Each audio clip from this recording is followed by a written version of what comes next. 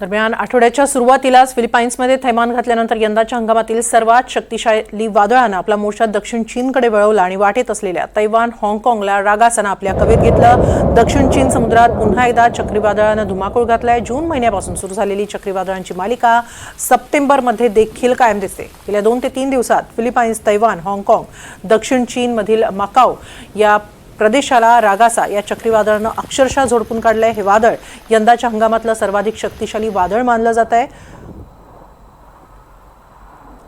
सुमारे 205 किलोमीटर वेगानं वारे काही ठिकाणी वाहताना दिसते आहेत, त्यामुळे अनेक झाडं उन्मळून पडलेली आहेत। किनारी प्रदेशाला फार मोठा फटका बसलेला आहे। चीनमध्ये सुमारे 60,000 नागरिकांचं स्थलांतर करण्यात आलेलं आहे, तर गुआंगडांग या प्रांतातील सुमारे 1 लाख नागरिकांना सुरक्षित ठिकाणी हलवण्यात आलेलं आहे। सर्वत्र रेड अलर्ट जारी करण्यात आलेला आहे। दक्षिण चीनमध्ये देखील या वादळानं धुमाकूळ घालायला सुरुवात केली आहे, तर तैवानमध्ये सुद्धा पूर परिस्थिती निर्माण झाली आहे।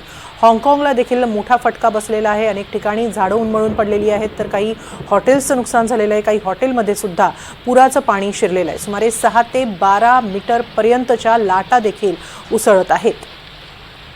गुआंगडांग प्रांतातील चीनमधील गुआंगडांग प्रांतातील अनेक नद्यांनी धोक्याची पातळी ओलांडलेली आहे। मोठ्या नद्यांच्या पाणी पातळीतही लक्षणीय वाढ झालेली आहे।